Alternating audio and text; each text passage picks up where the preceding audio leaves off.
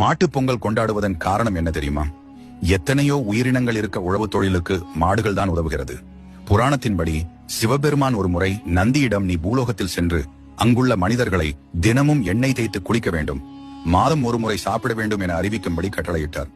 கவனக்குறைவுடன் அதை கேட்ட நந்தி, அனைவரும் தினமும் சாப்பிட வேண்டும், மாதம் ஒரு முறை எண்ணெய் குளியல் செய்ய வேண்டும் என அறிவித்தார். இந்த தவறினால் கோபம் கொண்ட சிவபெருமான் நந்தியை பார்த்து, உணவை தயாரிக்க என்றென்றும் நீ பாடுபடுவாய் என சாபமிட்டார்.